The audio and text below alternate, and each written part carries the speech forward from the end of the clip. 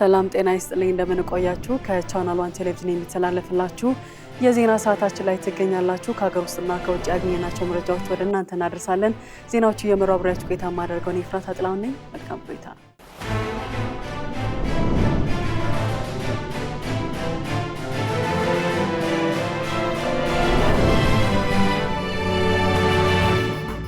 ሀገራዊ ምክክር ኮሚሽን በብሔራዊ ምክክር ጉባኤ ውሳኔ አሰጣጥ ሂደት ላይ ቀጥተኛ እገዛ የሚያደርጉ የክልል የከተማ አስተዳደርና የፌዴራል ተወካዮችን ያካተተ ምርጫ አካሂዷል። ለዝርዝሩ አማሩ ገብሩ ከሁሉም ክልሎች የከተማ አስተዳደሮችና ከፌዴራል መንግስት የመጡ ተወካዮች በውሳኔው ላይ ተገቢውን ተሳትፎ በማድረግ አነስተኛ ቁጥር ያላቸውን አካላት ድምጾች እንዲሰማ ማድረግ የዚህ ጉባኤ አንዱ ዓላማ መሆኑን ኮሚሽኑ አስታውቋል። በምክክር ቡድኖቹ የተዘጋጁ ምክረ ሀሳቦች ወደሚቀጥለው ምዕራፍ ከማለፋቸው በፊት በሰፊው የክልል ተወካዮች ቡድን እንዲጸድቁ በማድረግ የምክረ ሀሳቦችን ተቀባይነት ለማረጋገጥ እንደሚያስችል ተገልጿል። በጉባኤው ክልሎች፣ ከተማ አስተዳደሮች እያንዳንዳቸው 22 ተወካይ አባላት እንዲኖራቸው ተደርጓል። በፌዴራል ደረጃ የሚወከሉ ባለድርሻ አካላት 22 ወኪሎች እንዲኖራቸው ተደርጎ በአጠቃላይ 336 የጉባኤ አባላት በተመካካሪዎች ተመርጠዋል። እነዚህ ተወካይ የጉባኤ አባላት አከራካሪና ስምምነት ላይ ያልተደረሰባቸው ጉዳዮች መቋጫ እንዲያገኙ በውሳኔ አሰጣጥ ሂደት ላይ ሚና ይኖራቸዋል። ይሁን እንጂ ሁሉም ርዕሰ ጉዳይ ወደ ጉባኤው ለውሳኔ እንደማይቀርብ ኮሚሽኑ ገልጿል። ርዕሰ ጉዳዮች ለውሳኔ እንዲቀርቡ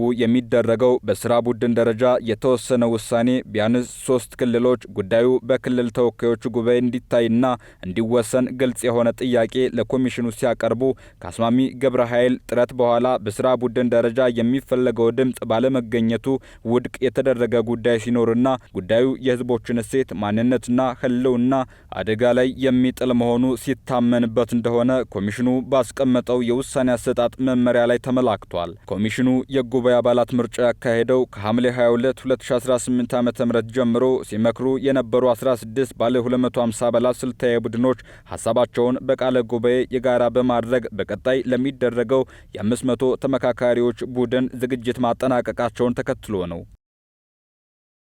የኢትዮጵያ አረንጓዴ አሻራ መርሃ ግብር ኢኮኖሚ እድገትን ከአካባቢ ጥበቃ ጋር ማስኬድ እንደሚቻል ያሳየ ሀገራዊ ንቅናቄ ነው ተባለ። 6ኛው ዓመታዊ ልቀት አመራርና የዲፕሎማሲ ሲሙሌሽን 2026 ጉባኤ ሲጀመር ምክትል ጠቅላይ ሚኒስትር ተመስገን ጥሩነህ በመርሃ ግብሩ መክፈቻ ወቅት እንደተናገሩት ኢትዮጵያ ጽኑ ኢኮኖሚ ለመገንባት ግብርናው ማዘመንን፣ በንጹህ ኢነርጂ፣ በፈጠራ ስራዎች ላይ ኢንቨስት ማድረጓን አጠናክራ ትቀጥላለች ብለዋል። በተለይም ግብርና የኢኮኖሚ የጀርባ አጥንት በመሆኑ በመስኖ በሜካናይዜሽንና በምርታማነት ማሻሻል ላይ የሚደረገው ኢንቨስትመንት ዘላቂ የምግብ ሉዓላዊነትን ለማረጋገጥ ያለመ መሆኑን ጠቁመዋል። ከአየር ንብረት ለውጥ ጋር በተያያዘ የኢትዮጵያ የአረንጓዴ አሻራ መርሃ ግብር የኢኮኖሚ እድገትን ከአካባቢ ጥበቃ ጋር ጎን ለጎን ለማስኬድ እንደሚቻል ያሳየ ሀገራዊ ንቅናቄ መሆኑን ተናግረዋል። የምግብ ሉዓላዊነትን ማረጋገጥ የሀገር ክብርና የደህንነት ጉዳይ መሆኑን ጠቁመዋል። ወጣቶች የመጻኢዋ ኢትዮጵያ ዋና ቀራጺዎች መሆናቸውን ጠቅሰው በቴክኖሎጂ በፈጠራና በበጎ ፈቃደኝነት ባህል ላይ በማተኮር ወጣቶች ላይ እየተሰራ መሆኑን አብራርተዋል። ወጣቶች የሰላምና የልማት ተጠቃሚዎች ብቻ ሳይሆኑ ዋና የሰላም ገንቢዎች መሆናቸውን ጠቅሰው በቅንነት ለሀገራቸውና ለዓለም አስተዋጽኦ እንዲያደርጉም ጥሪ አቅርበዋል። በአዲስ አበባ በአንድ ጀንበር ከ1 ሚሊዮን በላይ ችግኞችን ለመትከል የቅድመ ዝግጅት ተጠናቋል ተባለ። የአዲስ አበባ የከተማ ውበትና አረንጓዴ ልማት ቢሮ እንዳስታወቀው ለምግብነት የሚያገለግሉ ለውበት የሚሆኑና የደን ልማት ሽፋንን የሚያሳድጉ ችግኞች መዘጋጀታቸውንና የችግኝ መትከያ ቦታ መረጣ ስራ ጨምሮ የጉድጓድ ቁፋሮ ስራ ተከናውኗል። መርሃ ግብሩ ለከተማ ውበት እንዲሁም የደን ሽፋንን ለማሳደግ የሚደረግ እርምጃ በመሆኑ ሁሉም እንዲሳተፍ ጥሪ ቀርቧል። በአረንጓዴ አሻራ መርሃ ግብር የሚታየው ትጋት የአዲስ አበባ ከተማን ገጽታ ከመቀየር ባለፈ በዜጎች መካከል ያለውን የአብሮነትና የስራ ባህል የሚያሻሽል ነው። ዘንድሮ እንደ ሀገር ሐምሌ 27 ቀን 2018 ዓ.ም በአንድ ጀንበር 800 ሚሊዮን ችግኞችን የመትከል መርሃ ግብር ይከናወናል። የኢሚግሬሽንና ዜግነት አገልግሎት ለማንም የግል ድርጅት ወይም ግለሰብ ውክልና አልሰጠውም ሲል አስታወቀ። የኢሚግሬሽንና ዜግነት አገልግሎት በተለያዩ የማህበራዊ ሚዲያ ገጾች የሚንቀሳቀሱ ህገወጥ ደላሎችን ለመከላከልና የብልሹ አሰራርን ለማስቀረት የአገልግሎት አሰጣጡን 90 በመቶ ወደ ዲጂታል ስርዓት ማሸጋገሩንና ለማንም የግል ድርጅት ሆነ ግለሰብ ውክልና እንዳልሰጠ አስታውቋል። የአዲስ አበባ ሲቪል ምዝገባና የነዋሪነት አገልግሎት ኤጀንሲ የከተማዋን ነዋሪዎች እንግልት ለመቀነስ በማዕከልና በክፍለ ከተማ ደረጃ ሲሰጥ የነበረውን የነዋሪነት መታወቂያ ህትመት በወረዳ እንደሚከናወን አስታውቋል። ከኤጀንሲው የተገኘው መረጃ ቀደም ሲል በማዕከልና በክፍለ ከተማ ደረጃ ማተም ሲሰራጭ የነበረው የነዋሪነት መታወቂያ ካርድ አሁን ላይ በወረዳ ደረጃ በማተም ለህብረተሰቡ በቅርብ ተደራሽ ማድረግ መጀመሩን አመላክቷል። የኤጀንሲ ዋና ዳይሬክተር ዮሴፍ ንጉሴ እንዳሉት አገልግሎቱ በተመረጡ ወረዳዎች የጀመረው አሰራር በመሳካቱ በቀጣይ ማሰራሩን ይበልጥ ተደራሽ ለማድረግ በቀሪዎች የከተማ ወረዳዎች ላይ የመታወቂያ ህትመት ተግባራዊ እንደሚደረግ ተናግረዋል። ኤጀንሲው የነዋሪዎችን እንግልት በመቀነስ ፈጣንና ቀልጣፋ አገልግሎት ለመስጠት ነዋሪዎች ባሉበት ሆነው አገልግሎት የሚጠይቁበትና የሚስተናገዱበት የኦንላይን አገልግሎት ቀደም ሲል ወደ ስራ ማስገባቱም ይታወሳል። ኒያ ፋውንዴሽን ወደ መደበኛ ትምህርት የሚሰማሩ ከኦቲዝም ጋር የሚኖሩ ተማሪዎችን አስመረቀ። ሪፖርተራችን ሄሮዳይ ንጉሴ ተጨማሪ አላት። እያንዳንዱ ልጅ ልዩ ነው፣ እያንዳንዱ እርምጃ ስኬት ነው፣ እያንዳንዱ ህልም ይቻላል በሚል መሪ ሀሳብ ለ2019 የትምህርት ዓመት ያበቃቸውን ልጆች በማስመረቅ ላይ የሚገኘው ኒያ ፋውንዴሽን ጆይ ኦቲዝም ማዕከል ከምርቃት ስነ ስርዓቱ ባለፈ ለ42 ከአዲስ አበባና ከክልል ከተሞች ለተውጣጡ እናቶች የስራ ፈጠራ ስልጠና ተሰጥቶ የስራ ማስጀመሪያ ድጋፍ መደረጉን የኒያ ፋውንዴሽን ጆይ ኦቲዝም ማዕከል ዋና ዳይሬክተር እሌኒ ዳምጠው ተናግረዋል። ሁሉም ሰው እየተሰደደ ነው የመጣው፣ ወደኛ እየመጣ ነው። ስለዚህ ወደ አዲስ አበባ ብቻ ከሚሆን ያው ድንበርም ውድድርም አናቅም። ይሄ ነገር ባሉበት ቦታ ሆኖ እንዲሰለጥኑ የሚፈልገውና ወደ ከመቀሌ ቡታጅራ፣ ወላይታ ሶዶ፣ ደብረ ብርሃን፣ ድሬዳዋ፣ ሰላ ላይ እየሰራን ያለን። ይህን ስናደርግ እንግዲህ ልጆቻቸው አብረው እንዲሰሩ ከወላጆች ጋር አብረው እንዲሰሩ ኒያ ፋውንዴሽን ከጊዳቦ ጋር ባገኘው ፕሮጀክት ለወላጆች ወደ 42 ወላጆችን ለገንዘብ ድጋፍ አድርገን በሚፈልጉትና በሚያውቁት ለምሳሌ መቀሌ ላይ ስናደርግ ከመንግስት ጋር ተነጋግረን እኛ የምንሰጣቸው ገንዘብ ትንሽ ነው። ወደ ኪራይ ከገቡ ብራቸው ያልቃል። እንደገና ከልጆቻቸው ጋር አብሮ የሚሰሩበት ቦታ አይኖርም። ስለዚህ መንግስትን አናግረን ቦታ ሰጥተዋቸው የስራ ቦታ ወፍጮ ተክለው ወፍጮ ቤት ሊሰሩበት፣ ቡታጅራ ከብት ሊያደርጉበት እንዲሁ እንዳልኳቸው ቦታ አግኝተዋል። ወላይታ ሶዶም እንደዛው፣ ደብረ ብርሃን ላይም አሁን በቅርብ ሄደናል፣ ጨርሰዋል። እነሱም ቦታ ይሰጧቸዋል እርግጠኛ ነኝ። ለቦታ ካገኙ ደግሞ እንደዚሁ ስራውን ይሰራሉ ማለት ነው። ለኪራይ ሳይሆን ራሳቸው አብረው እንዲሰሩ የምናደርግበት ነው። ይሄ ነገር የምናደርገው ምንድነው? አንደኛ ልጆቻቸው ቤት ውስጥ ቁጭ ብለው ስራ የላቸውም።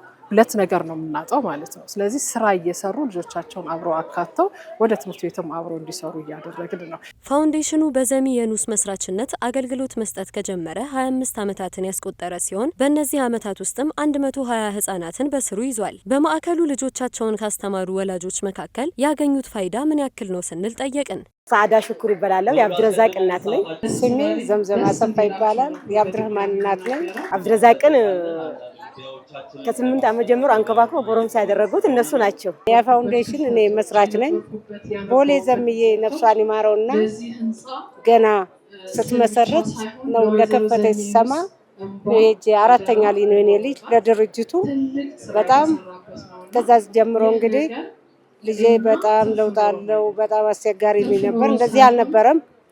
ዛሬ ግን ተለውጦ ብዙ ነገር መምራኖች ጎንበስ ቀና በማለት የጆይ መምራኖች ሰራተኞች ማሚ ዘሜኑስ ነፍሷን ይማረው ብዙ ነገር ተደርጎ ተመርቆ ዛሬ ባለ ስራ ነው።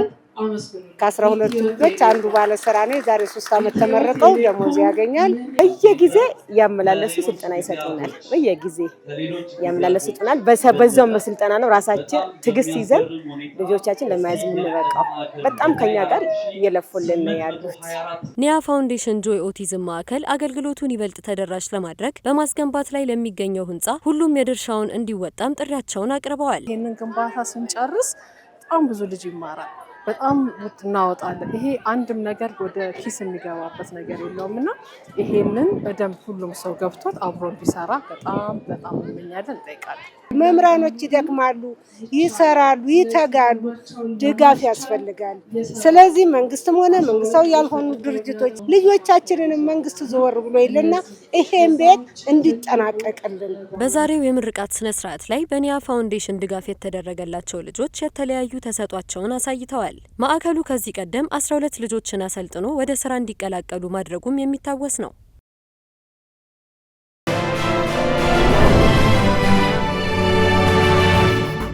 እየተከታተላችሁ የምትገኙት ከቻናል 1 ቴሌቪዥን የሚተላለፍላችሁ የዜና ሰዓታችን ነው። አሁን ደግሞ ከውጭ ወዳገኛቸው መረጃዎች አልፋለሁ። በደቡብ አፍሪካ የሚገኘው የኦፕራ ዊንፍሬ የሴቶች አካዳሚ በሚቀጥለው ዓመት ሊዘጋ ነው። ለዝርዝሩ ጸጋነሽ ተሰማ። ኦፕራ ዊንፍሬ የኦፕራ ዊንፍሬ የሴቶች አመራር አካዳሚ በፈረንጆቹ 2007 ያቋቋመችው በወቅቱ ከደቡብ አፍሪካ መሪ ከኔልሰን ማንዴላ ጋር ካደረገችው ውይይት በኋላ ነበር።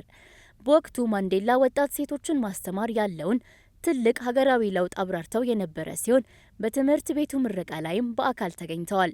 ትምህርት ቤቱ በኦፕራ በጎ አድራጎት ድርጅት የሚደጎምና የሚተዳደር ቢሆንም በጆሃንስበርግ አቅራቢያ የሚገኘው ግቢው በሂደት ለክልሉ የትምህርት መምሪያ ቤት እንዲተላለፍ ቀድሞ ስምምነት ተደርጎ ነበር። ኦፕራ ዊንፍሬ በትምህርት ቤቱ መግለጫ ላይ ባስተላለፈችው መልእክት ህልሜ ትምህርት ቤት መገንባት ብቻ አልነበረም፣ ይልቁንም በወጣት ሴቶች ገደብ የለሽ አቅም ላይ ኢንቨስት ማድረግ ነበር። ይህ ተልዕኮ በአንድ ግቢ ብቻ የሚያበቃ ሳይሆን በትምህርት ህይወታቸው በሚቀየሩ እያንዳንዱ ልጃገረዶች ውስጥ ይቀጥላል ብላለች። ኦፕራ የደቡብ አፍሪካ ልጃገረዶችን በትምህርት የማብቃት ቁርጠኝነቷን በመላ ሀገሪቱ በሚገኙ ትምህርት ቤቶች ውስጥ የሚማሩ ጎበዝ ተማሪዎች የሚሰጠውን ሀገራዊ የትምህርት ዕድል በመጨመር አጠናክራ እንደምትቀጥል ገልጻለች። እስካሁን ከ500 በላይ ልጃገረዶች ከአካዳሚው የተመረቁ ሲሆን አብዛኞቹ በደቡብ አፍሪካ፣ በአሜሪካና በአውሮፓ በሚገኙ ታዋቂ ዩኒቨርሲቲዎች ትምህርታቸውን ተከታትለዋል። የሳይንስና የኮምፒውተር ላቦራቶሪዎች፣ ቤተ መጻሕፍትና 600 ሰው የሚይዝ የቲያትር ቤት ያለው ይህ 52 ሄክታር ስፋት ያለው ግቢ የጋውንተንግ ግዛት መንግስት የሚረከበው ሲሆን መንግስት እስካሁን ባለው ሁኔታ በቦታው የሚኖረውን የወደፊት እቅድ አላስታወቀም።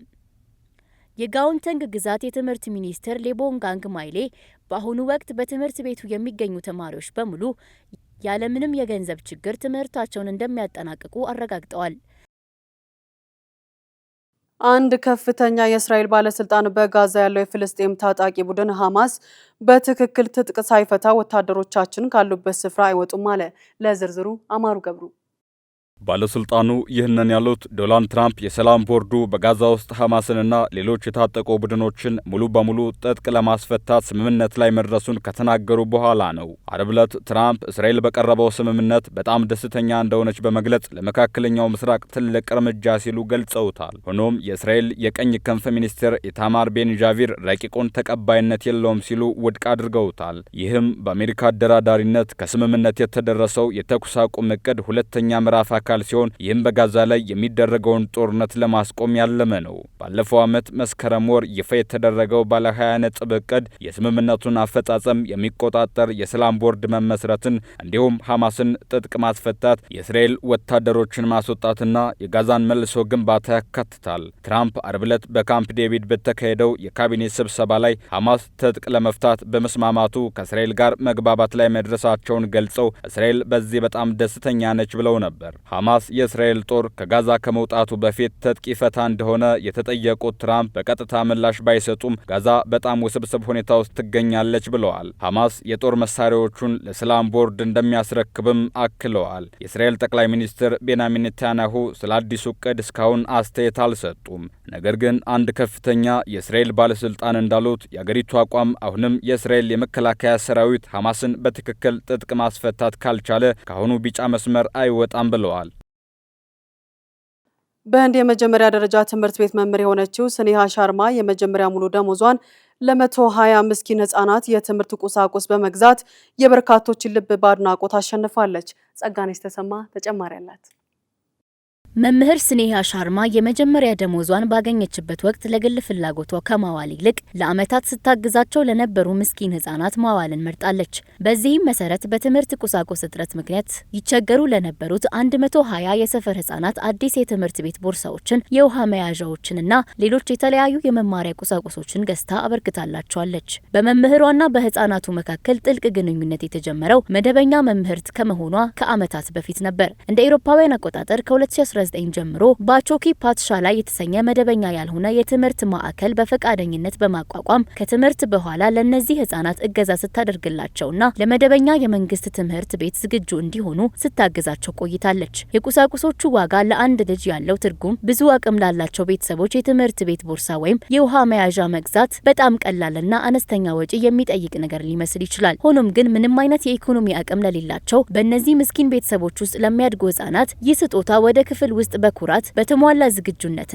ከሌሎች እኩል የመካተት ስሜት ሆነው እንዲገቡ ትልቅ የውስጥ መነሳሳትን ፈጥሮላቸዋል። መምህር ስኔሃ ሌሎችን ለመርዳትና በሰዎች ሕይወት ውስጥ ትልቅ ለውጥ ለማምጣት የግድ ባለሀብት ወይም ከፍተኛ ሀብት እስኪኖራት ድረስ አልጠበቀችም። በራሷ የሙያ ጉዞ መጀመሪያ ላይ ያገኘችውን የመጀመሪያውን ሽልማት ወይም ደሞዝ በመጠቀም እነዚህ 120 ህጻናት ለአዲሱ የትምህርት ህይወታቸው የተሻለ ጅማሮ እንዲኖራቸው ለማድረግ ችላለች።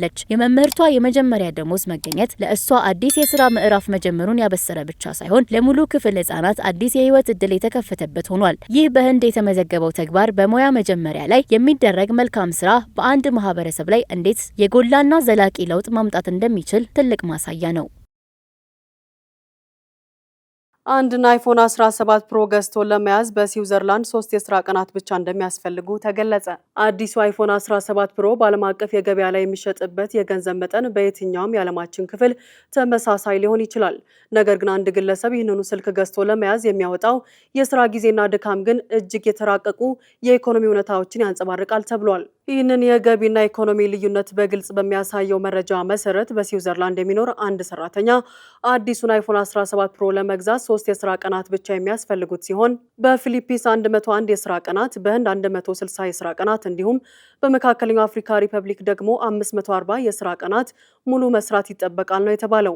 አንድ አይነት ቴክኖሎጂና ተመሳሳይ የገበያ ዋጋ፣ ነገር ግን እጅግ የተራቀቁ የሰዎች የኑሮ እውነታዎች ይህንን ንጽጽር አይፎን በዓለማችን ላይ ያለውን የገቢና ኢኮኖሚ እኩልነት ማጣትን የሚያሳይ ትልቅ ማሳያ መሆኑንና አንድ ሰው የተወለደበት ወይም የሚኖርበት ሀገር የሚገዛቸውን እቃዎች የመወሰን አቅሙ ምን ያህል ከፍተኛ እንደሆነ ያሳያል። ስትከታተሉ የቆያችሁት ከቻናል 1 ቴሌቪዥን የሚተላለፍላችሁ የዜና ሰዓታችንን ነበረ። ዜናዎቹ እየመራው አብሬያችሁ ቆይታ ያደረኩት እኔ ፍራታ ጥላሁን ነበርኩኝ። ሌሎች የቻናል 1 ፕሮግራሞች ይቀጥላሉ። መልካም ጊዜ